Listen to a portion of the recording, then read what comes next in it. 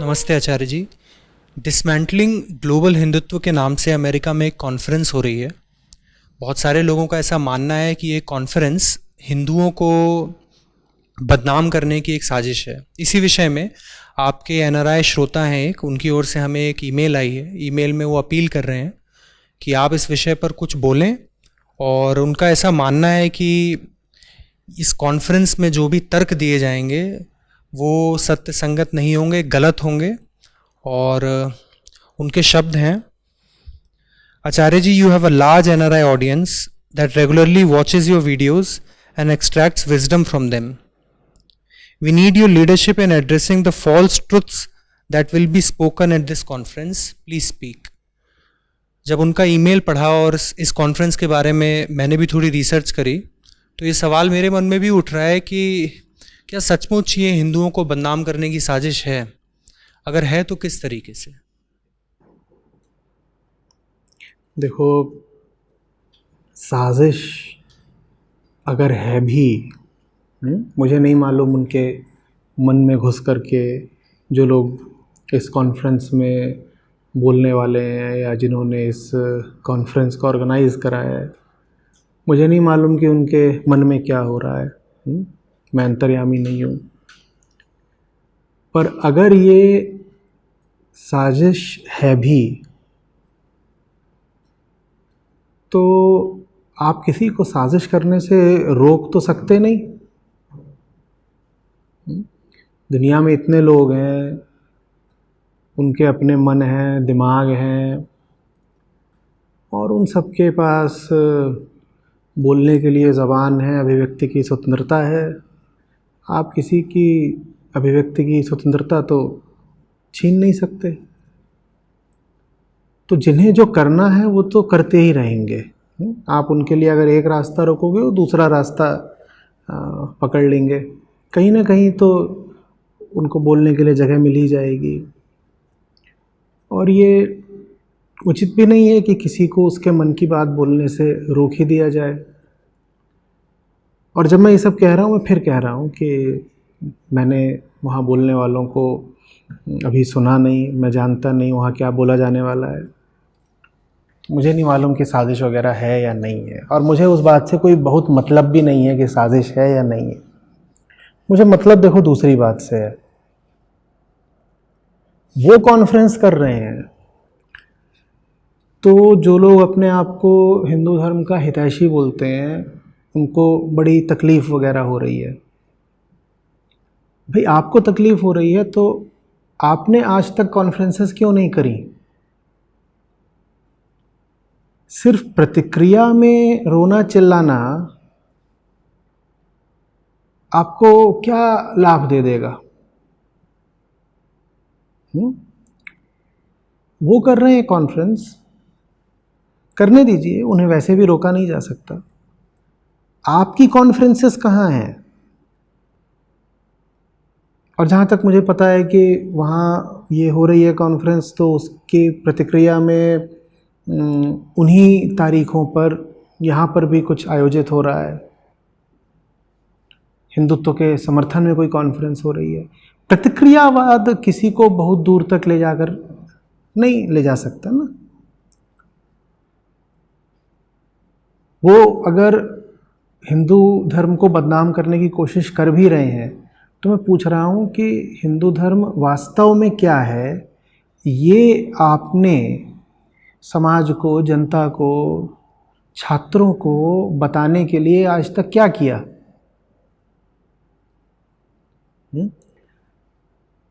आप सही बताएं नहीं, और फिर कोई और आकर के अपनी बात बोले जो सच्ची भी हो सकती है, झूठी भी हो सकती है, तो आप छाती पीटें। इससे लाभ क्या होगा?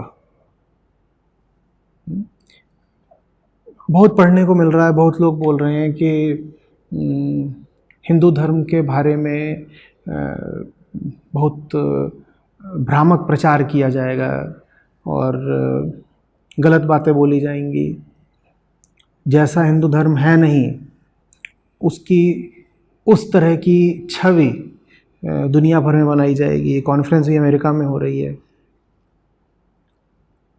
तो अगर आप नहीं चाहते कि हिंदू धर्म की भ्रामक छवि विदेशों में फैले, लोगों के मन में बैठे, तो हिंदू धर्म की जो वास्तविक छवि है वो आप लोगों तक लेके जाइए ना।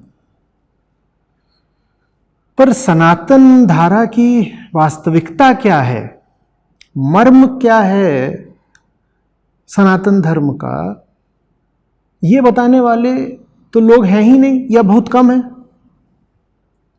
तो वहां पर एक पक्ष खड़ा हुआ है जो कह रहा है कि हिंदू धर्म इस तरीके की मान्यताओं में यकीन रखता है कि हिंदू धर्म आक्रामक है, हिंदू धर्म में हिंसा बहुत है और भेदभाव बहुत है, और हिंदू लोग दूसरे धर्मों के अनुयायियों को सता रहे हैं, पीड़ा दे रहे हैं। इस तरह की बातें आमतौर पर करी जाती हैं। मान लीजिए वहाँ इस तरह की बातें खूब की जा रही हैं, ठीक है, और प्रचार भी यही किया जा रहा है कि हिंदू धर्म फांसीवाद का समर्थक है, इत्यादि इत्यादि, और इस तरह की बातें। आप भी तो बताइए ना कि हिंदू धर्म फिर वास्तविकता में क्या है। आप विरोध करने को तो खड़े हो जाते हैं कि नहीं नहीं नहीं, वो लोग जो बोल रहे हैं हिंदू धर्म वैसा नहीं है। मैं आपसे पूछ रहा हूं वैसा नहीं है तो कैसा है, ये तो बताइए। सवाल आप समझ रहे हैं? आप ये तो बताने को तैयार हो जाते हैं कि नहीं, हिंदू धर्म वैसा नहीं है जैसा कि उसके विरोधी प्रचार करते हैं। फिर मैं पूछ रहा हूं कि हिंदू धर्म की असलियत क्या है, वो बताइए। वो असलियत आप बता नहीं पाते क्योंकि ज्यादातर हिंदुओं को पता ही नहीं है कि उनका धर्म है क्या। धर्म के नाम पर 99.99% हिंदू बस एक परंपरा जानते हैं, रूढ़ियों का पालन कर रहे हैं, प्रथाओं का पालन कर रहे हैं, परंपराओं पर चल रहे हैं और इसी को वो धर्म समझ लेते हैं। हमारे लिए धर्म अधिक से अधिक एक चली आ रही संस्कृति का नाम है। हमने धर्म और संस्कृति को बिल्कुल जैसे एक ही समझ लिया है। उनमें संबंध जरूर है पर वो एक नहीं है ना। और हमने कौन सी संस्कृति पकड़ ली है? जो हमको एक संस्कृति का रूप पता है जो अभी मध्यकाल में प्रचलित था। हम कहते हैं कि यही हिंदू धर्म है। मैं आपसे पूछूं एक हिंदू कौन है, आपके पास जवाब होगा नहीं, बड़ी दिक्कत होगी। आप कहेंगे जो होली दिवाली मनाता है वो हिंदू है। आप ये बोल ही नहीं पाएंगे कि हिंदू वो है जिसका एक विशेष तरह के दर्शन में विश्वास है, जिसे एक तरह के दर्शन का ज्ञान है। नहीं, आप नहीं बोल पाएंगे क्योंकि ऐसा कोई दर्शन आप जानते ही नहीं। आप कहेंगे जो होली दिवाली मनाता है, जो तिलक लगाता है वो हिंदू है, जो राखी बांधता है वो हिंदू है। इस तरह की आप बातें करेंगे। एक हिंदू पहचाना भी और कैसे जाता है? ऐसे ही तो पहचाना जाता है। हिंदू ऐसे थोड़ी पहचाना जाता है कि जिसको फलानी किताब का ज्ञान हो, जो फलानी पुस्तक को सम्मान देता हो, जो फलानी विचारधारा का या फलाने दर्शन का ज्ञाता हो, उसको हिंदू कहेंगे। हिंदू ऐसे नहीं जाना जाता। हिंदू हमारे यहाँ ऐसे जाना जाता है कि जो जा कर के रंग उड़ाता है होली में वो हिंदू है। और हिंदुओं के साथ कौन सी चीज़ें जुड़ी होती हैं कि जो रोटी खाते हैं, जो करी बनाते हैं वो हिंदू हैं। जो गाय की पूजा करते हैं वो हिंदू हैं। आप कहेंगे नहीं नहीं नहीं, हिंदू ये सब मात्र थोड़ी है, हिंदू तो इससे आगे की बात है। मैं इससे पूछता हूं इससे आगे की बात क्या है, वो तो बताइए। आगे की बात आपको खुद नहीं पता। जब आपको खुद नहीं पता तो आप उनका विरोध कैसे करेंगे जो हिंदू धर्म को बदनाम करते हैं? आप मुझे बताइए तो। ये जो आप कुछ परंपराओं का पालन कर रहे हैं, ये जो आपने एक कल्चर पकड़ रखा है, एक तरह की संस्कृति, उसके अलावा और उसके आगे हिंदू धर्म क्या है? हिंदू धर्म का मूल क्या है? हिंदू धर्म की जड़ क्या है? मर्म क्या है हिंदू धर्म का? वो लोगों को खुद ही नहीं पता। यहां तक कि जो लोग सबसे बड़े पैरोकार बनते हैं सनातन धर्म के, शायद वो स्वयं भी कम ही जानते हो कि सनातन माने क्या। तो फिर इसीलिए आप जब विरोध करने निकलोगे तो आप दो चार इधर उधर की कुछ लिबलिबी सी बातें बोलकर रह जाओगे, या नारेबाजी कर लोगे, या आप कुंठाग्रस्त होकर हीन भावना में आकर के कुछ गाली गलौज कर लोगे, पर आप कोई ठोस बात नहीं बोल पाओगे, क्योंकि आप स्वयं ही नहीं जानते कि हिंदू धर्म माने क्या। ये सवाल ऐसा है जिसपे आपने शायद कम गौर किया, पर मैं फिर पूछ रहा हूं, मुझे बताइए कि आप ऐसा क्या करेंगे कि फिर आप हिंदू नहीं कहला पाएंगे। और अगर आप कुछ भी करके हिंदू रह सकते हैं तो फिर तो हिंदू का कोई अर्थ ही नहीं हुआ ना। आप दाएं जाएं बाएं जाएं आप हिंदू हैं, आप ऊपर जाएं आप नीचे जाएं आप हिंदू हैं, आपको बहुत कुछ पता हो आपको कुछ ना पता हो आप तब भी हिंदू हैं। तो फिर तो हिंदू होने का कोई मतलब ही नहीं रह गया ना। जबकि जो बहुत उदारवादी लोग हैं वो हिंदू धर्म की व्याख्या कुछ इसी तरह से करना चाहते हैं। वो कहते हैं आप कुछ भी करिए आप हिंदू हैं, तो फिर तो इसका मतलब है कि हिंदू कुछ है ही नहीं। बात समझ में आ रही है? और हो भी यही रहा है। लोग कुछ भी कर रहे हैं हिंदू तब भी कहला रहे हैं, ऐसे कैसे? और मैं करने भर की बात नहीं कर रहा हूं। जब मैं कह रहा हूं करना तो मैं करने से पहले जानने की बात करता हूं। कुछ आपको पता तो होना चाहिए, कुछ आपके मन में सामग्री तो होनी चाहिए, कुछ आपका ज्ञान तो होना चाहिए, तब तो आप सनातनी कहलाओगे ना। या बस ये कह दोगे कि नहीं साहब हम तो फलाने त्योहार मनाते हैं और फलाने तरीके की परंपराएं रखते हैं, फलाने तरीके के हमारे विश्वास हैं तो हम हिंदू हैं।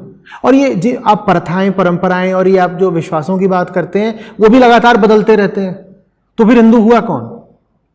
और ये जो बदलते रहते हैं उसमें ऐसा नहीं है कि जितने नास्तिक हैं और जो पश्चिम के लोग हैं या जो दूसरे धर्मों के लोग हैं उन्होंने साजिश करके हमारे प्रथाओं को और परंपराओं को बदल दिया है। बिहार में छठ चलती थी, उत्तर प्रदेश में और मध्य प्रदेश में तीज चलती थी, हरतालिका तीज। पंजाब की तरफ बस करवा चौथ मनाया जाता था। पर फिल्मों ने करवा चौथ दिखाया और ये गाने चल रहे हैं और उस पर कमसिन सुंदरियां नाच रही हैं। तो अभी स्थिति ये है कि उत्तर प्रदेश में और बिहार में और मध्य प्रदेश में भी हरतालिका तीज पीछे होती जा रही है और सब नई नवेलियां कहती हैं हमें भी करवा चौथ मनाना है। तो ये प्रथाएं परंपराएं भी लगातार बदलती जा रही हैं। तो हिंदू माने क्या? जो फिल्म देख करके अपनी प्रथाएं बदल देता है वो हिंदू हो गया। और प्रथाओं का तो ऐसा ही होता है, वो कभी जन्म लेती हैं और फिर समय के साथ बदलती चली जाती हैं। आप मुझे आज एक परंपरा बता दीजिए जो शाश्वत रही है। सत्य शाश्वत होता है, कोई प्रथा कोई परंपरा तो शाश्वत होती नहीं। कोई भी अपने आप को हिंदू तब कह सकता है जब उसके पास कम से कम कुछ तो ऐसा हो जो सनातन हो। सनातन माने जानते हैं क्या होता है? सनातन माने वो जो कालातीत है, जो समय के साथ बदलता नहीं। आपके पास अगर सिर्फ रूढ़ियां हैं और परंपराएं हैं और कुछ ऐसा है जिसको आप बहुत मुखर होके और गौरवान्वित होके सांस्कृतिक विरासत बोल देते हो, तो ये जितनी चीजें साहब ये बदल जाती हैं। संस्कृति कोई बड़ी भारी बात नहीं है, संस्कृतियां आती जाती रहती हैं, बदलती रहती हैं। जिसको आप हिंदू संस्कृति या भारतीय संस्कृति भी बोलते हो वो लगातार परिवर्तनशील रही है। सत्य कहां है जो कभी बदलता नहीं? उस सत्य से हिंदुओं का बहुत कम लेना देना है। जबकि अगर कोई आपके सामने आता है जो हिंदू धर्म को सनातन धर्म को बदनाम करने की कोशिश कर रहा है तो उसका सामना सिर्फ सत्य के साथ ही किया जा सकता है। उस सत्य का आपको कुछ अता पता नहीं, फिर आप बिलबिला जाते हो कि अरे अमेरिका में कॉन्फ्रेंस हो रही है, वहां हम लोगों को बदनाम किया जा रहा है, क्या करें क्या करें क्या करें। क्या करोगे? जाके पहले होमवर्क करो, गृह कार्य कुछ समझो, तब तो दूसरे को समझा पाओगे ना। अब बात समझने वाली क्या है वो भी बता देता हूं। क्या है हिंदू धर्म में जो कालातीत है? गौर से समझिएगा। हिंदू धर्म के मैंने मर्म की बात की, मूल की बात की। वो मर्म, वो मूल क्या है? देखिए, सनातन धर्म मूलतः वैदिक है, ठीक है। वो वेदों से अपनी अभिव्यक्ति पाता है। और वेदों में दो हिस्से हैं मोटे तौर पर। एक कर्मकांड का हिस्सा है और एक ज्ञान का हिस्सा है, ठीक है। जो कर्मकांड वाला हिस्सा है उसके अंतर्गत आप कह दीजिएगा संहिता आती है और ब्राह्मण आते हैं। मैं ब्राह्मण जाति की बात नहीं कर रहा, ये ब्राह्मण वेदों के हिस्से हैं। तो संहिताएं हैं, मंत्र हैं जो देवियों को देवताओं को प्रसन्न करने के लिए बोले गए, उन्हें समर्पित हैं, वो सब संहिताओं में आते हैं। और ब्राह्मण है जहां पर विधियों की बात की गई है, भाई आप कैसे प्रसन्न करोगे, यज्ञ कैसे करोगे, पूजा कैसे करोगे, इत्यादि इत्यादि, ये कर्मकांड में आता है। ये जो सारी बातें होती हैं ये कालातीत नहीं होती, ये समय के साथ सब बदल जाती हैं। फिर जो दूसरा हिस्सा होता है वेदों का, उसमें आते हैं आरण्यक और उपनिषद। उसमें वो बात कही गई है जो समय के साथ नहीं बदलती, उसमें वो बात कही गई है जो वैदिक धर्म का मूल है। कहां कही गई वो बात? आरण्यक में और उपनिषद में। और उसमें भी, इन दोनों में भी प्रमुखतया उपनिषदों में। तो अगर आपको हिंदुओं के खिलाफ हो रहे किसी भी तरह के दुष्प्रचार का सामना करना है तो बहुत जरूरी है कि आपके पास उपनिषदों का बोध होना चाहिए, क्योंकि हिंदू धर्म, सनातन धर्म के केंद्र में उपनिषद ही बैठे हैं। आप बात समझ रहे हैं? वेदांत है उपनिषद, वेदों का शिखर, वेदों का उच्चतम बिंदु। वो वेदों के बड़े छोटे छोटे हिस्से हैं। जैसे कोई बड़ा भारी फल हो, अमर फल, सुंदर, बहुत बड़ा, और फिर उससे बस कुछ बूंदों का रस, सार रूप रस प्राप्त होता हो, अमृत रस प्राप्त होता हो।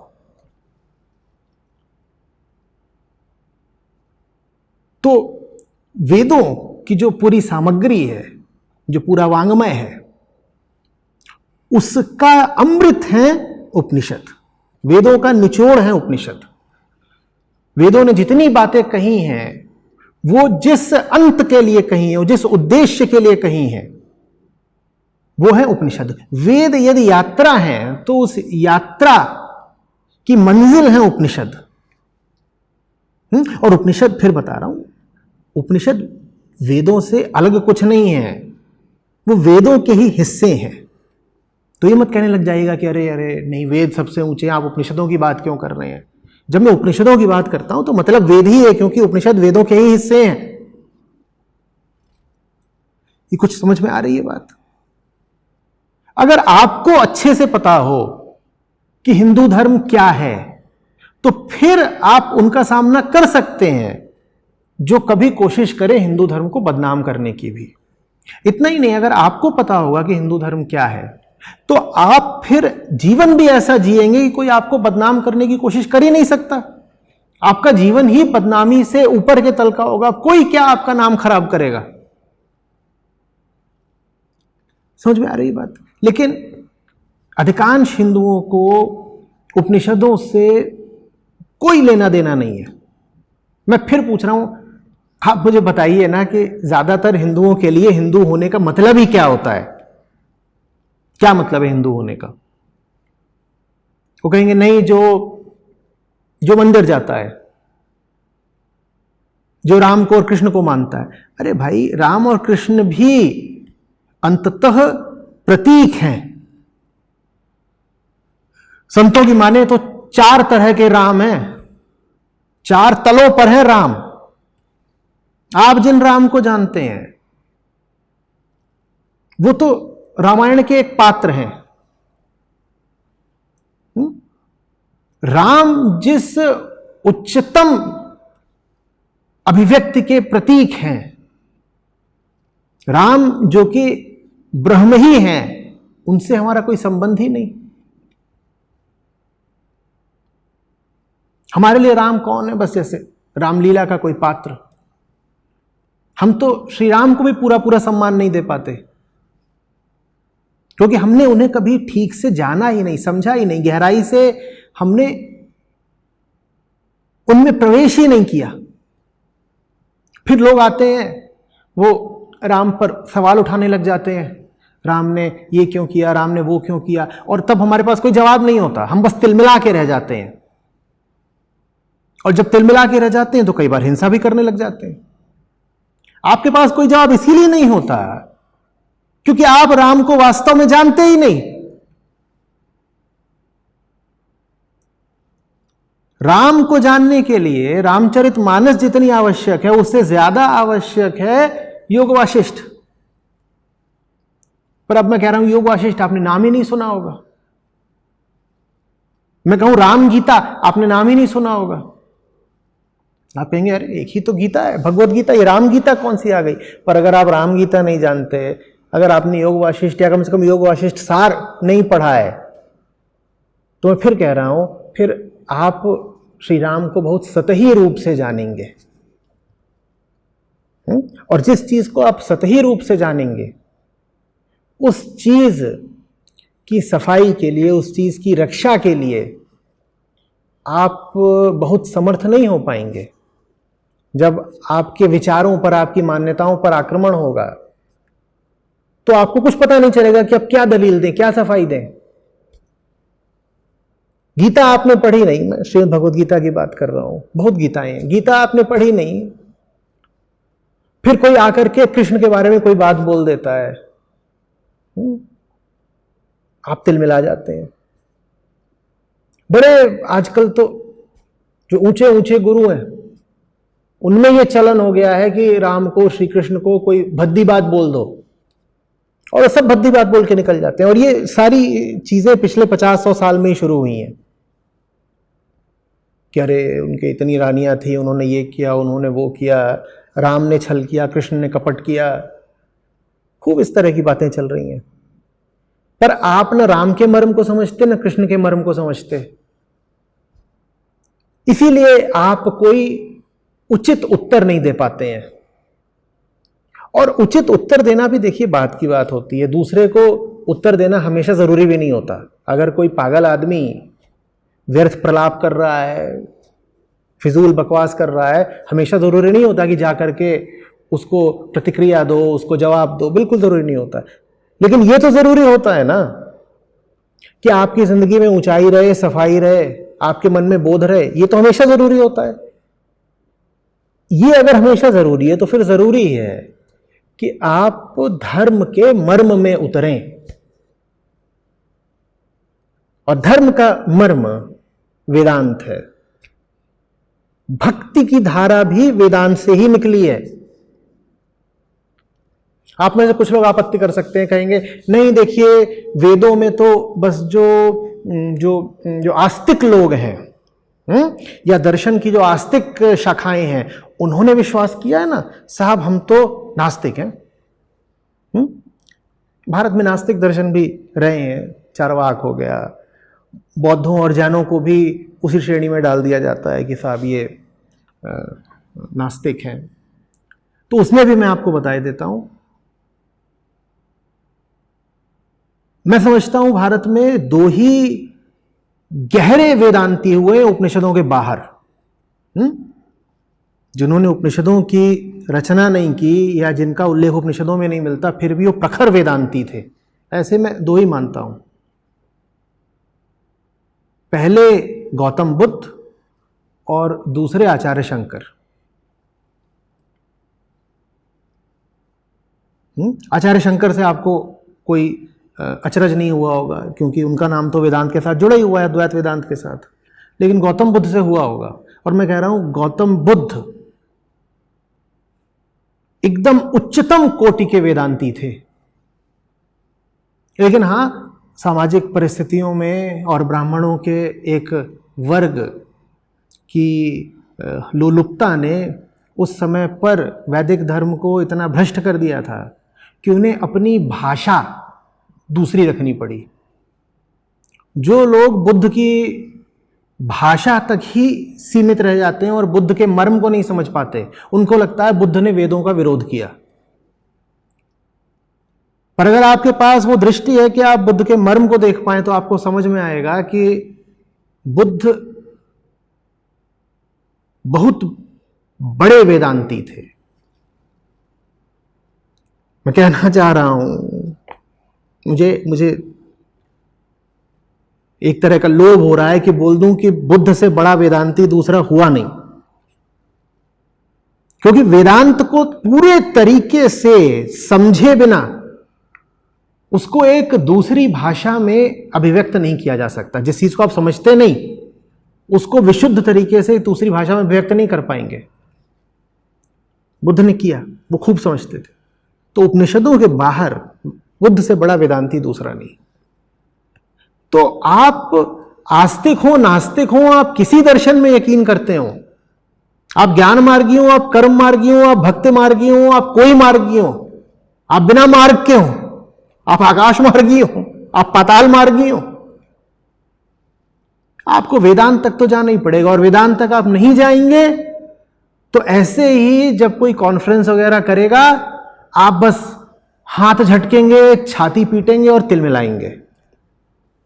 और यहां मैं अभी स्पष्ट कर दे रहा हूं, मैं नहीं जानता उस कॉन्फ्रेंस में क्या हो रहा है। हो सकता है उस कॉन्फ्रेंस में बेहुदा से बेहुदा बात हो रही हो, ये भी हो सकता है कि उस कॉन्फ्रेंस में कोई ढंग की बात हो रही हो, मुझे भी पता नहीं है। मैं अभी सिर्फ उस हल्ले का जवाब दे रहा हूं जो उस कॉन्फ्रेंस की प्रतिक्रिया में मच रहा है। मैं उन लोगों से बात कर रहा हूं जो अपने आप को हिंदू धर्म का शुभचिंतक समझते हैं। मैं उनसे कह रहा हूं अगर तुम वाकई शुभचिंतक हो हिंदू धर्म के, तो हिंदू धर्म का जो मर्म है उसका प्रचार करो, लोगों तक उपनिषदों को, वेदांत को लेकर के जाओ। अगर ये जो नई पीढ़ी आ रही है इसकी ये हालत है कि मैं इससे पूछूं कि बादरायण कौन, अश्वघोष कौन,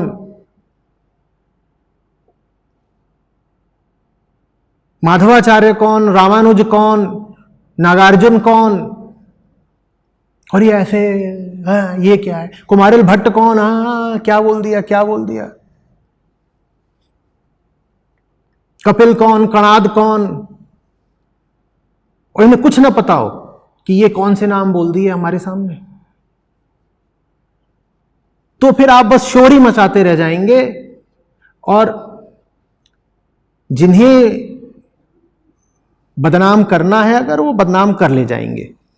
देखिए उनको, उनके इरादे जो भी हों, उन्हें कम से कम कुछ पता तो है ना। वो एक मंच पे चढ़ के बोल रहे होंगे, वो कुछ बात तो बोल रहे हैं। आप अपने आप को हिंदू कहते हैं और आपको अपने धर्म का अगर ज्ञान ही नहीं है तो आप क्या किसी भी ऊंची चीज की रक्षा करेंगे? आप कैसे ऊंचा जीवन जी पाएंगे? सबसे पहले बस नाम के हिंदू हैं। हिंदू कौन? देखिए साहब, गाय के घी के बढ़िया वाले मूली के पराठे, इसका संबंध हिंदू धर्म से कैसे? ये क्या बात है?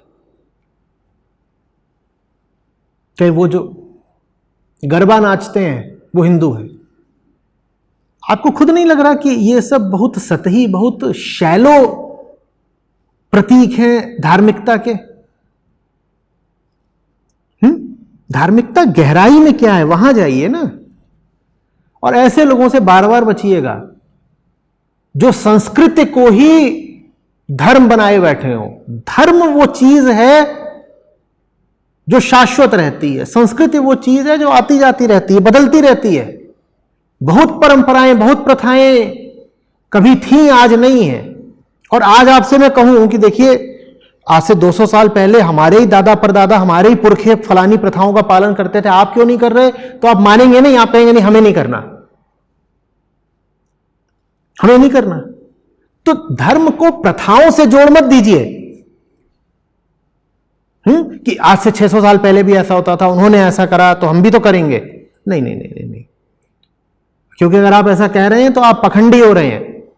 समझिए कि आप आज खुद भी 50 ऐसी चीजें नहीं कर रहे जो आपके दादे परदादे करते थे, और आप 50 ऐसी चीजें कर रहे हैं जो आपके दादे परदादे नहीं करते थे। तो आपको स्वयं ही स्पष्ट होना चाहिए कि मान्यताओं, रिवाजों, प्रथाओं, परंपराओं और संस्कृति को धर्म नहीं बोलते। धर्म कोई बहुत गहरी चीज है। ये सब जो आप बातें कह रहे हैं, धर्म, प्रथा, रिवाज, रूढ़ी, संस्कृति, ये सब पेड़ के पत्तों और फलों जैसी चीजें हैं। पत्ते लगते हैं, कुछ दिन तक हरे रहते हैं, सुंदर रहते हैं, फिर झड़ जाते हैं। फल आते हैं, फल गिर जाते हैं, पर जड़ कायम रहती है। और जड़ है तो नए नए पत्ते आते जाते रहेंगे। अलग अलग रंगों के भी पत्ते आ सकते हैं,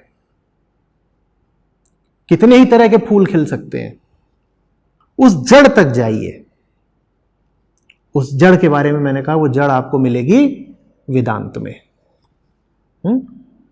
स्पष्ट हो रही है बात? बताओ। अगर श्री राम को समझना है तो रामायण या रामचरितमानस से नहीं समझ पाएंगे, योग वशिष्ठ से समझ पाएंगे। नहीं, मैंने ये नहीं कहा। मैंने कहा कि राम भक्ति में जितना महत्व रामचरितमानस का है, राम बोध में उतना ही महत्व योग वाशिष्ठ का है। और ये अच्छे से समझ लीजिए कि बिना ज्ञान के अगर आप भक्ति कर रहे हैं तो वो अंधभक्ति है। भक्ति जो कि ज्ञान विहीन हो, बोध विहीन हो, वो दूर तक नहीं जाती। भक्ति और ज्ञान को, भक्ति और बोध को एक साथ चलना चाहिए। श्री राम और श्री कृष्ण को समझने के लिए और उनको आधुनिक रूप से आज के समय में अभिव्यक्त कर पाने के लिए, किसी से विवेचना कर पाने के लिए, उनके अस्तित्व को की संरक्षा करने के लिए, तुम कह रहे हो किसी से बहस कर पाने के लिए, किसी के सामने बात रख पाने के लिए। हाँ, बोलो। तो जो उनके संबंध में जो केंद्रीय दार्शनिक ग्रंथ हैं, उनका पता होना बहुत जरूरी है। बिल्कुल, वही पहली बात है। उन्हीं से ही आप, हाँ, जैसे एब्राहमिक रिलीजन्स में एक कोई ना कोई केंद्रीय ग्रंथ होता है, वो एक पिलर होता है। इस्लाम के लिए कुरान है और क्रिश्चियनिटी के लिए बाइबल है। हाँ। आप क्या ये कह रहे हैं कि हिंदू धर्म भी एक किसी ग्रंथ के ऊपर स्थापित हो जाए?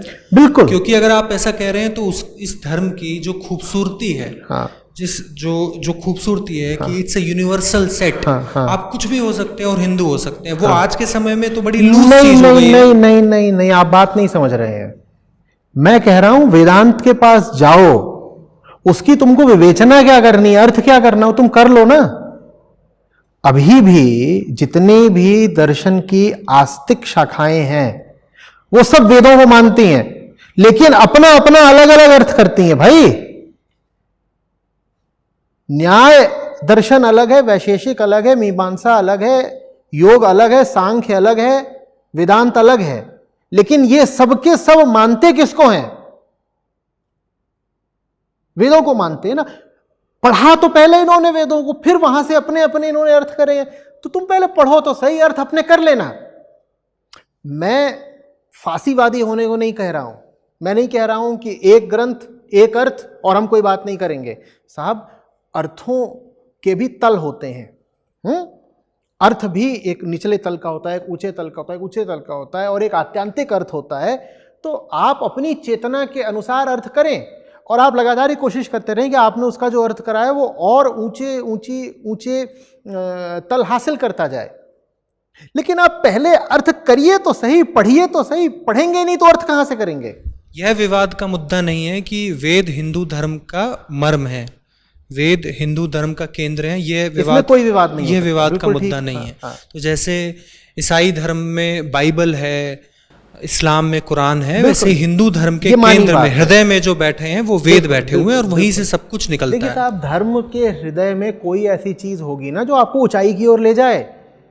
आप कह रहे हो आप एक धर्म का पालन करते हो और आपके पास ऐसी कोई चीज ही नहीं है जो आपके मन को ऊंचाई की ओर ले जाए, जो आपकी चेतना को शुद्धि की ओर ले जाए, तो आप धार्मिक हुए ही कहां? फिर तो आप अधार्मिक हो। आप कहिए ही नहीं कि आप मेरा जन्म अगर एक हिंदू परिवार में हुआ और मैं 30 साल का हो गया, अभी तक मैंने वेद नहीं पढ़े, तो मेरा क्या अस्तित्व? मैं समझता हूं आपको अपने आप को हिंदू कहने का वास्तव में अभी तक अधिकार मिला नहीं है। आप एक संभावित हिंदू हैं, आप हिंदू हुए नहीं अभी, आप पोटेंशियली एक हिंदू हैं पर हैं नहीं अभी आप। जब आपने आज तक अपने केंद्रीय, अपने शीर्षस्थ ग्रंथ को कभी पढ़ा ही नहीं, तो आप किस अधिकार से अपने आप को हिंदू बोल रहे हैं? न पढ़ा, न उसको कभी बांचा, न कभी उसको पिया, न कभी उससे प्रेम किया, कुछ नहीं किया। आपके घर में भी आपके केंद्रीय ग्रंथ पाए ही नहीं जा रहे। आपसे कह दूं कि 3-4 उपनिषदों के नाम बता दीजिए, आपको पता नहीं होगा। आप कृष्ण कृष्ण करते हैं, मैं आपसे कहूं गीता के 5 श्लोक बता दीजिए और उनका सटीक अर्थ आपको पता नहीं होगा, तो आप काहे के हिंदू हैं? धर्म के केंद्र में ग्रंथ को रखना चाह रहे हैं? मैं धर्म के केंद्र में किसी ऐसी ताकत को रखना चाह रहा हूं जो आपकी चेतना को उठा के ऊपर की ओर खींचे, और ग्रंथ में वो ताकत है, और ग्रंथ में नहीं ताकत है, वो ताकत और कहां है फिर? लेकिन साथ साथ यह भी कह रहे हैं कि जैसा इस्लाम के साथ हुआ उदाहरण के तौर पर कि उस ग्रंथ को एक ही अर्थ पे सीमित कर दिया गया। मैं कट्टरवादी नहीं हूं बाबा, किसी भी दृष्टि से, किसी भी कोण से मैं इस बात का नहीं समर्थन कर रहा हूं कि ये चीज, इसका ये अर्थ होगा और इसका जो अर्थ होगा वो सिर्फ या तो मौलाना बताएंगे या खलीफा बताएंगे और कोई और अर्थ आप मान मत लीजिएगा, नए अर्थ आ ही नहीं सकते, समसामयिक अर्थ आ ही नहीं सकते। मैं इस तरह कोई बात नहीं कर रहा हूँ, तो उस तरह की मतलब कोशिश भी मत करना मेरी बात को वैसा मोड़ देने की। मैं वो नहीं कह रहा हूँ, मैं कह रहा हूँ कि अर्थ तुम्हें जो करना हो करो, पर अगर तुम्हारे सामने एक ऊंची चीज है तो तुम उसके निकट तो जाओ कम से कम। उपनिषद को पढ़ो तो सही, बिना पढ़े तुम कौन सा अर्थ करोगे? बिना पढ़े तो तुम बस अपने जीवन का अर्थ का अनर्थ करोगे, तुम अपनी जिंदगी जो है अनर्थ करोगे अगर तुम उपनिषदों का कोई अर्थ नहीं कर पा रहे तो। ये कह रहा हूं मैं। जैसे एक साहित्य के विद्यार्थी के लिए शेक्सपियर को पढ़ना अनिवार्य है, वो you must know your thing. बिल्कुल बिल्कुल। सिमिलरली आपको मैं नहीं कह रहा हूं कि आप फिजिक्स में न्यूटन तक सीमित रह जाइए, आप आगे भी जाइए, लेकिन न्यूटन से आगे भी जाना है आपको तो न्यूटन को तो पढ़ोगे पहले। आइंस्टीन से आगे भी जाना है तो आइंस्टीन को तो पढ़ोगे पहले। आप कहो कि आप भौतिकी के शोधकर्ता हो, साहब फिजिक्स में रिसर्चर हैं, लेकिन मैं कहूं कि न्यूटन कौन नहीं पता, नील्स बोर कौन नहीं पता, श्रोडिंगर कौन नहीं पता, आइंस्टीन कौन नहीं पता, तो आपको हक भी है फिर अपने आप को फिजिसिस्ट बोलने का। ठीक इसी तरीके से आप अपने आप को धार्मिक बोलते हो, ठीक है? मैं आपसे कहूं अष्टावक्र गीता नहीं पढ़ा, बृहदारण्यक उपनिषद नहीं पता, योग वासिष्ठ नहीं पता, ऋभु गीता नहीं पता, समझ में आ रही बात कुछ? ईशावास्य उपनिषद नहीं पता, तो आपको हक भी है अपने आप को धार्मिक बोलने का। एक फिजिसिस्ट जिसे कुछ मूलभूत बातें ही नहीं पता, एकदम ही बच्चों वाली बातें, आर्किमिडीज प्रिंसिपल नहीं पता उसको, कोई उसे मानेगा फिजिसिस्ट? क्या वो खुद को भी कह सकता है कि वो फिजिसिस्ट है? इसी तरीके से आप कहो कि आप धार्मिक हो, लेकिन आपको धर्म की किसी भी केंद्रीय पुस्तक का कुछ पता ही नहीं, तो आप किस कोण से धार्मिक हो गए भाई? और मैं नहीं कह रहा हूं कि आपको सिर्फ सनातन धर्म की पुस्तकों का पता होना चाहिए, आप और आगे जाइए। आपने अभी बाइबल कुरान का नाम लिया, आप उनका भी पाठ करिए, पढ़िए, पता होना चाहिए ज्ञान। आप लाओत्जू के पास जाइए, आप चुआंगजू के पास जाइए, दुनिया भर के दार्शनिक हैं। जैसे प्राचीन भारत में दर्शन फल फूल रहा था, वैसे ही प्राचीन ग्रीस में भी फल फूल रहा था। आप ग्रीस के दार्शनिकों के पास जाइए, वहां भी। लेकिन आप कहें कि नहीं साहब मैंने आज तक कोई किताब पढ़ी ही नहीं है, लेकिन मैं तो धार्मिक आदमी हूं। और मैं धार्मिक आदमी क्यों हूं? मैं धार्मिक नारे लगाया करता हूं, मैं धार्मिक प्रतिक्रियाएं दिया करता हूं, मतलब धर्म से मिलती जुलती। तो आपको मैं तो कम से कम धार्मिक नहीं मानने का। आप तीज त्योहार मनाते हैं, आप हुड़दंग मचाते हैं धर्म के नाम पे, आप नारे लगाते हैं धर्म के नाम पे, लेकिन धर्म का ज्ञान आपको शून्य है, तो माफ कीजिएगा, मैं तो आपको धार्मिक नहीं मानूंगा। आचार्य जी, जो फैलाव है हिंदू धर्म का, सनातन धर्म का, और जो परंपरा है पूरी, वो इतनी ओपन रही, इतनी ओपन एंडेड रही कि उसमें अनंत कंट्रीब्यूटर्स आए, सब ने अपनी बात कही, और कोई एक व्यक्ति या कोई एक ग्रंथ उसमें कभी भी बहुत फोरफ्रंट में नहीं आ पाया। आदि शंकराचार्य ने ऐसा किया, उन्होंने टेक्स्ट को कैनोनाइज किया, और जो उन्होंने किया, ऐसा नहीं है।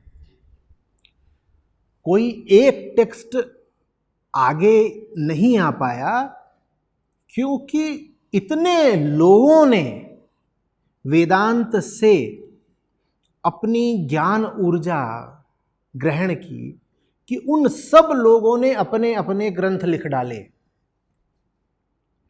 बात समझ रहे हो? लेकिन उन सब ग्रंथों के मूल में वेदांत की ही आत्मा बैठी हुई है। यही तो ताकत है वेदांत की। तुम पढ़ोगे, तुम अपना ग्रंथ लिख डालोगे, ये पढ़ेंगे ये अपनी किताब लिख डालेंगे, ये पढ़ेंगे ये भी कुछ अपने श्लोक बोलने लग जाते हैं। लेकिन उन सब में एक साझा सूत्र है, जैसे मोती के मनकों के बीच से धागा निकल रहा हो। वो जो जितने भी ग्रंथ भारत भूमि पे आध्यात्मिक क्षेत्र में लिखे गए हैं, उन सब में जो साझी बात है, मैं फिर कह रहा हूं, वो साझी बात औपनिषदिक है। वो साझी बात उपनिषदों से आ रही है, जो उपनिषदों के मूल सूत्र है वहां से आ रही है। अहम ब्रह्मास्मि, अयम आत्मा ब्रह्म, तत्वम असि, ऐसे 3-4 तुमको अगर बातें पता हो और तुम इनमें बैठ गए हो, इतना तुमने इनका मनन कराओ, इतना मनन कराओ कि ये बातें तुम्हारे बिल्कुल शरीर में दौड़ने लग गई हो, सर्वम खलविदम ब्रह्म, तो फिर तुम सब समझ जाओगे। भक्ति के संतों ने क्या कहा ये भी समझ जाओगे, वहां चैतन्य महाप्रभु क्या कह रहे थे, अचिंत्य भेद अभेद, वो भी समझ जाओगे, वहां नानक साहब क्या कह रहे हैं, वहां दादू साहब क्या कह रहे हैं, सब समझ जाओगे अगर तुम उपनिषदों की बात समझ गए हो। मैं इतनी बार कह चुका हूं, उपनिषद कुंजी हैं। उपनिषद समझ गए हो तो फिर बाकी सब कुछ समझ जाओगे। तो यहां जो इतनी सारी शाखाएं प्रशाखाएं रही हैं, बातों की, इतने मत रहे हैं, इतने मतांतर रहे हैं, हजारों तरह के हम बोलते हैं सेक्ट्स रहे हैं, ये रहे हैं, वो रहे हैं, वो रहे हैं, वो सब इसीलिए रहे हैं क्योंकि जब जब सूरज की रोशनी पड़ती है ना जमीन पे, तो लाखों तरह के फूल खिलते हैं। वेदांत सूरज की रोशनी जैसे हैं, वेदांत बारिश जैसा है। जब वो मन की जमीन को सिंचित करता है और जब रोशनी पड़ती है तो उसमें अलग अलग तरीके के बहुत सारे फूल खिलते हैं। तो फूलों में खो करके सूरज को और बादल को मत भूल जाना। तुमको इतने सारे अलग अलग हैं, हम किसी एक की बात कैसे कर सकते हैं? Hinduism is a religion of diversity. साहब, उस डाइवर्सिटी को पावर करने वाला जो सूरज है वो एक ही है। उस सूरज को आप कैसे भूल गए? अनेकों के पीछे जो एक है वो एक ही है, उस एक को आप कैसे भूल गए? बस अनेकों की बात कर रहे हैं, और अनेकों की बात करके आप बस ये कहते हैं इसका मतलब यहां तो सब कुछ चलता है। हिंदुइज्म वो धर्म है जहां सब कुछ चलता है, क्योंकि यहां तो कुछ भी, इतने सारे ग्रंथ हैं, इतनी सारी बातें हैं, कोई ये कर रहा है, कोई वो कर रहा है, कोई आगे जा रहा है, कोई पीछे जा रहा है। वो जो अनेकों हैं, मैं फिर कह रहा हूं, वो वैसे ही हैं जैसे बारिश के मौसम में खिले हुए सैकड़ों तरह के फूल। ठीक है, वो सब अलग अलग हैं, लेकिन उनको ऊर्जा, उनको पोषण एक ही जगह से मिल रहा है। वो जो एक है, वेदांत उसकी बात करता है। उस एक को पकड़ लो, सब सध जाएगा। एक साधे सब सधे। So this diversity which India exemplifies, मतलब इंडिया में जहाँ आपको कल्चर के लेवल पे, लैंग्वेज के लेवल पे, फिलोसफी के लेवल पे हर तरीके में दिखती है, that is not because of lack of a centre but because of a centre. देखो साहब, ये बहुत, क्योंकि आचार्य जी, मैंने जहाँ से मैं पढ़ा हूँ, मैंने कहाँ से पढ़े हो आप? मैं जवाहरलाल नेहरू, मैं जानता हूँ, मैं चाहता हूँ बोलो। हाँ, मैंने ये तर्क हिंदुत्व के अगेंस्ट बहुत बार सुना, जिसको मैं भी आत्मसात कर चुका था। आज मैंने जो सुनी वो बात मुझे बहुत नई लगी। मैं इस पे जरूर ध्यान करूँगा कि हिंदुत्व जो है वो एक फॉर्मलेस ब्यूटीफुल रिलीजन को अननेसेसरीली एक रिजिड फॉर्म देना चाह रहा है। हिंदुत्व का पैरोकार नहीं हूँ, क्योंकि हिंदुत्व ये जो हिंदुत्व है ये सिर्फ और सिर्फ संस्कृति की बात करता है, ये सनातन धर्म के मूल तक नहीं जाता। इसीलिए मुझे हिंदुत्व से कोई लेना देना नहीं है। ठीक है, पहली बात ये, मैं यहाँ पर हिंदुत्व का हिमायती होकर नहीं बैठा हूँ। ठीक है, मैं यहाँ ऋषियों की वाणी आपके सामने लाने के लिए बैठा हूँ, किसी राजनीतिक सांस्कृतिक विचारधारा से मेरा कोई लेना देना नहीं है। दूसरी बात, ये जो डाइवर्सिटी की बात होती है, this diversity is not without a centre. आपको इतने सारे तो दिख रहे हैं जो पृथक हैं, जो भिन्न हैं, जो विविध हैं। उन सब विविधताओं के बीच में जो एक बैठा है, सब विविधताओं को जन्म देने वाला, वो आपको दिखाई नहीं दे रहा। आप बहुत अंधे हो। इसीलिए हमारे संतों ने बोला है कि सब साधे सब जाए। एक को समझ लिया, एक को साध लिया तो सब पा जाओगे, पर ये बहुतों के फेर में पड़ गए तो एक तो मिलेगा ही नहीं, बहुतों को भी गवाओगे। ये बहुत भ्रामक बात है कि हिंदू धर्म का तो मतलब डाइवर्सिटी होता है, यहां तो कुछ भी चलेगा। साहब, वो डाइवर्सिटी मैं फिर कह रहा हूं वैसी ही है जैसी, क्या बोला था अभी, बरसात के मौसम में खिले हुए 1000 तरह के फूल। भूलो नहीं कि उन सब फूलों को रंग सूरज की रोशनी ने दिया है, कि उन सब फूलों को पोषण बादलों की बारिश ने दिया है। वो जो एक बादल है, वो जो एक जल है, और वो जो एक अग्नि है सूरज के रूप में, उसको कैसे भूल सकते हो? उसी को सत्य बोलते हैं। वही सनातन है, वही कालातीत है, वही वेदों का केंद्र है, वही पूजनीय है। उसको भूल करके तुम बस कह रहे हो ये फूल और वो फूल और ऐसा फूल और ये घास का पत्ता, इसी में उलझ के रह गए तो मूर्ख हो। बस डाइवर्सिटी ही दिख रही है। ये क्या बात है? डाइवर्सिटी अच्छी है जब वो डाइवर्सिटी निकल रही हो एक गहरी स्पिरिचुअलिटी से, कि मैं सत्य को समझता हूं, इसीलिए मुझसे अब सत्य के अनंत रूप फूटते हैं और मैं सत्य के अनंत रूपों को पहचान पाता हूं। बहुत सारे रूप हो, बहुत सुंदर बात है, पर सब रूपों के बीच में जो अरूप बैठा है उसको जानना रूपों को जानने से ज्यादा महत्वपूर्ण है। वास्तव में ये जो विविध रूप हैं, ये विविध हैं ही इसीलिए ताकि उनके माध्यम से तुम उस तक पहुंच सको जो अरूप है। मन के बहुतक रंग हैं, छिन छिन बदले सो एक रंग, एक रंग में जो रहे ऐसा बिरला कोई।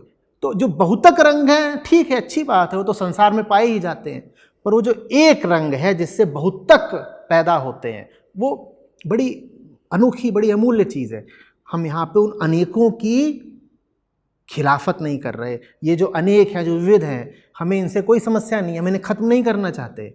हम बस ये कह रहे हैं कि वो सब जो अनेक हैं उनके मूल में जो एक बैठा है उसको भूल मत जाना। वो जो अनेक हैं वो एक की छाया में रहें, एक के संपर्क में रहें, एक से पोषण पाएं, तो फिर वो सब जो अनेक हैं, विविध हैं, वो सुहाते हैं, वो भी पूजनीय हो जाते हैं। पर ये जो अलग अलग हैं, विविध हैं, अनेक हैं, अगर इनका कोई साझा केंद्र नहीं, तो फिर तो ये वृक्ष से झड़े हुए, पौधों से टूटे हुए पत्तों और फूलों जैसे हैं, इनमें कोई जीवन नहीं, क्योंकि ये अपने अब मूल से अलग हो चुके हैं। जो मूल से टूट गया उस पत्ते में अब क्या दम, जो मूल से टूट गया उस फूल में अब क्या सुगंध। आचार्य जी, हिंदुओं का एक राजनीतिक विचारधारा या एक तरह के बिहेवियरियल पैटर्न से यूनाइट होने में और हिंदुओं का एक ग्रंथ के प्रति या उपनिषदों के प्रति समर्पित होने में, दोनों में मूल भेद क्या रहेगा? Because Hindutva is attempting to politically unite. किसी विचारधारा को आगे नहीं बढ़ा रहे। उपनिषद कोई आइडियोलॉजी थोड़ी है भाई, वो तो सारे विचारों को काटने का काम करते हैं, वो तो मौन में ले जाते हैं तुमको। तो कोई व्यक्ति किसी किताब को पढ़े, अब जैसे विचारधाराओं की किताबें हैं, ठीक है, और आप पढ़ते हो, कहते हो अगर आप फलाने इज्म को मानते हो, आप फलानी आइडियोलॉजी को मानते हो, तो आपको ये किताब पढ़नी होगी। फिर आप उसको पढ़ते हो, आप उस किताब में दीक्षित हो जाते हो, जो जो बातें लिखी हैं आप दोहराना शुरू कर देते हो। उपनिषद ऐसे थोड़े ही हैं। उपनिषद आपको अहम से परिचित कराते हैं कि अहम कैसे काम करता है, और अहम के काम करने की प्रक्रिया में विचार बड़े महत्वपूर्ण होते हैं। आपको समझ में आता है कि आपके विचार आपके हैं ही नहीं, विचार पराये हैं, इसीलिए अहम भी पराया है। तब आप विचारों से जरा अलग होकर के सत्य में जाने का साहस पठा पाते हो, नहीं तो आप विचारों में ही उलझे रह जाओगे। मैं फिर समझा रहा हूं, उपनिषद कोई विचारधारा नहीं है, उपनिषद कोई बात नहीं कहते कि ये बात है हमारी मान लो, उपनिषद कोई बिलीफ सिस्टम आपको नहीं देते कि फलानी मान्यता है इसमें विश्वास करो। उपनिषद किसी भी अन्य धार्मिक किताब जैसे नहीं है कि ऐसा हुआ था ऐसा हुआ था ऐसा हुआ था आप मान लो। उपनिषद कोई इतिहास नहीं पढ़ा रहे आपको, उपनिषद ना आपको कोई ऐतिहासिक वर्णन दे रहे हैं, ना आपको कोई सांस्कृतिक पाठ पढ़ा रहे हैं। उपनिषद दुनिया की दूसरी धार्मिक किताबों जैसे नहीं है भाई, वो आपको आपके भीतर ले जाने की कोशिश कर रहे हैं, आपको चुनौती दे रहे हैं बल्कि, कि क्या तुम अपने मन को समझ सकते हो? ये जो तुम मैं करते रहते हो, ये जो अहम अहम बोलते रहते हो, मैं ये मैं कहाँ से आया, उसकी कामनाएं कहाँ से आई, उसके विचार कहाँ से उठ रहे हैं, भावनाएं कहाँ से आ रही हैं, कहाँ जाना चाहता है, कहाँ पाना चाहता है, ये सब बातें ये उपनिषदों में है। आखिरी प्रश्न आचार्य जी, जो आज का सत्र है ये रिलीजियसली इंडिफरेंट जो जनता है उसके लिए कैसे रेलेवेंट है? क्योंकि वो फिर भी जो ये कोई चीज़ ही नहीं होती रिलीजियसली इंडिफरेंट, इंसान है या नहीं, आदमी का ही तो बच्चे हैं ना। ज़्यादा तादाद आजकल वही है जो रिलीजियस आइडेंटिटी रखती ही नहीं है। आप बोल रहे हैं कि जो भी हैं आप इंसान हैं, आप रिलीजियस आइडेंटिटी माने चाहे ना माने, और जो इंसान पैदा हुआ है उसके पास एक बेचैन तड़पती हुई चेतना है जो कहती है मुझे मुक्ति चाहिए, सच्चाई चाहिए, मैं झूठ में नहीं जीना चाहती, मैं सीमाओं में नहीं जीना चाहती। चेतना की इसी छटपटाहट, इसी तड़प को शांत करने का उपाय धर्म होता है। तो वो इंसान ही नहीं है जो कहे कि मैं रिलीजियस नहीं हूं, बात समझो, क्योंकि इंसान तो रिलीजियस होता ही है, जन्म से रिलीजियस होता है। एक बच्चा पैदा होता है, वो हाथ बढ़ाता है कि मुझे कोई चीज चाहिए, मुझे पोषण चाहिए, दूध चाहिए या मुझे खिलौना चाहिए। ये भी एक तरह की प्रच्छन्न धार्मिक गतिविधि है भाई, क्योंकि वो जो भी कुछ कर रहा है वो किस लिए कर रहा है? अपनी शांति के लिए। मन को जो शांति दे उसी को तो धर्म बोलते हैं। तो छोटा बच्चा भी धर्म जन्म से ही धार्मिक है, बस अभी उसकी जो धार्मिकता है वो इतनी नेसेंट है, इतनी सद्यजात है कि उस धार्मिकता में कोई दम नहीं है। उसकी धार्मिकता तो अब वैसी ही है जैसे समझ लो किसी पशु की धार्मिकता, क्योंकि खाना पीना तो पशु भी मांगते हैं। इस धार्मिकता को आगे जा करके परवान चढ़ना होता है, इस धार्मिकता को आगे जा करके पूरे तरीके से पुष्पित पल्लवित होना होता है। इंसान रह ही नहीं सकता बिना धर्म के। जो कहते भी हैं कि हमारा कोई धर्म नहीं है, उन्होंने यही धर्म बना लिया है कि हमारा कोई धर्म नहीं है।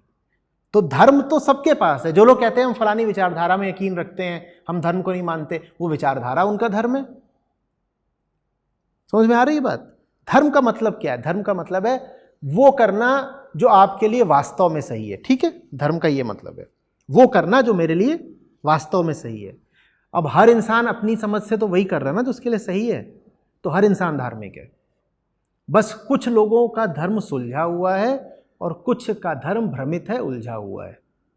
मैं आपसे कह रहा हूं कि सही धर्म की ओर चले। जैसे गौतम बुद्ध क्या करते थे कि हीन धर्म का सेवन मत करो। मतलब समझ रहे हो? हीन धर्म का सेवन नहीं करना है। धर्म का सेवन तो सभी कर रहे हैं, वो भी कर रहे हैं जो अपने आप को नास्तिक, अथीस्ट, एग्नोस्टिक, अधार्मिक कुछ भी बोलते हैं। धर्म का सेवन तो वो भी कर रहे हैं, बस वो हीन धर्म का सेवन कर रहे हैं। ऊंचे धर्म का सेवन करो। ऊंचा धर्म कौन सा है? जो तुम्हें वास्तव में मुक्ति दे, आज़ादी दे, ऊंचाई दे,